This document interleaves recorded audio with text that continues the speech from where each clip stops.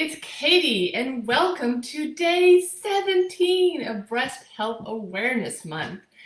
And today I thought I'd tackle something that's a little controversial. And that is, I love to bust myths out there about breast cancer. And this one's kind of funny because, not funny, but I actually had a quiz. There was an that showed up on my feed from WebMD, like, breast cancer myths and facts. And one thing they'll tell you is that it's a myth that deodorants and antiperspirants cause breast cancer. Well, yeah, this is not really true. It's not like completely a myth.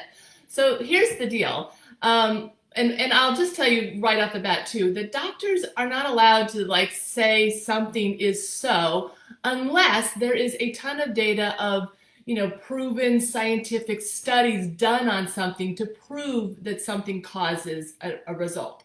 So again, with this, I'll explain a little bit why it's not a myth that antiperspirants could cause breast cancer. Now, do antiperspirants for sure cause breast cancer? No, we don't know that. We can't pinpoint that because, they'll say there are no studies. Well, why are there no studies? Because no studies the studies aren't being done, right? Who's going to fund a study like that?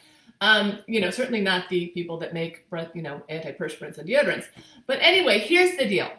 Here's what we do know and is scientifically true.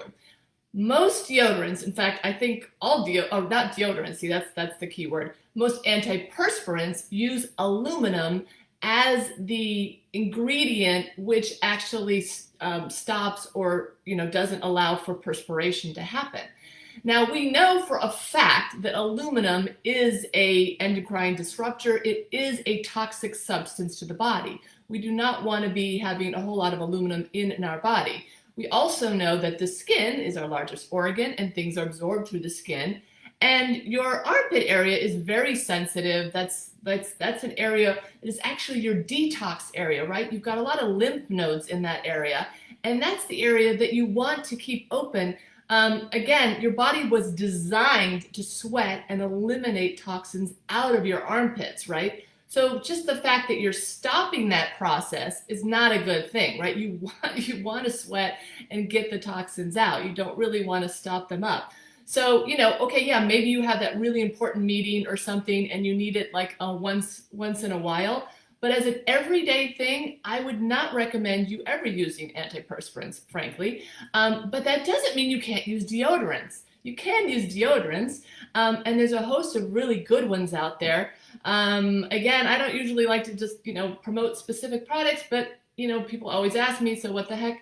What I use is organic island deodorant, and this one is original with probiotics. Now, again, the good news is this actually works with your body's flora and fauna to actually create a healthy environment in your armpits such that sweating may not even be a problem for you anymore, right? So, give it a try. And I'm going to tell you, it's going to take a little while for people to detox and also get used to using a regular or, organic deodorant when they've been using commercial stuff for years. There will be an adjustment period, right? So don't just throw your hands up and say, oh, they don't work, right? Everybody's different products work for different people, but really give it a good shot and look at your deodorant, turn it over and what's in it. And if it has aluminum in it, don't use it, right? And again, why are we doing this? We're trying to prevent breast cancer, right? Can I say for sure that if you don't use, antiperspirant, you won't get breast cancer? Of course not. There are tons of factors that lead to getting breast cancer. Or, but does that mean you should just go ahead and just use antiperspirants? No, it doesn't, because there are the facts that we do know. We do know that aluminum is toxic to the body, and we do know that the body is designed to actually eliminate those toxins out of your armpits, right? So to me, it's kind of a no-brainer. Why would you do something that could be toxic to your health, that could cause a problem, right? It's so easy to eliminate that problem. Whether it's scientifically proven by studies that it leads to one or the other doesn't really matter, right? So it's not a bad thing to tell people and recommend that you do not use antiperspirants. So it's not really a myth. So when you see those quizzes, like, again, this is where what you don't know that you don't know. And a lot of this stuff is, there's I'll just say there's industries out there, there's lobbies out there that will keep a lot of the truths and facts from coming out because it's against somebody's interests.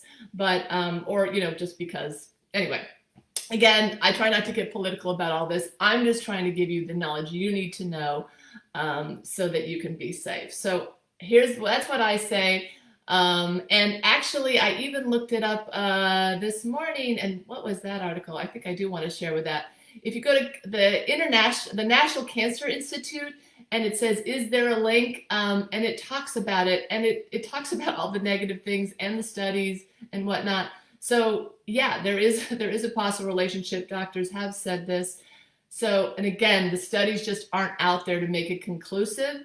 But do you really want to wait 10 years for them to say, oh yeah, right? It's kind of like with smoking, right? Like they used to say it was good for you, and clearly that's not the case. So it may take a decade before the facts are out there. But in the meantime, I'm going to be safe. I hope you're going to be safe. Try something like this. There's other things out there like Tom's. There's ones that are more commercially available. But basically get rid of the antiperspirant aluminum aspect of your self-care. Okay, thanks guys. Have a wonderful day. Take care and I'll see you tomorrow.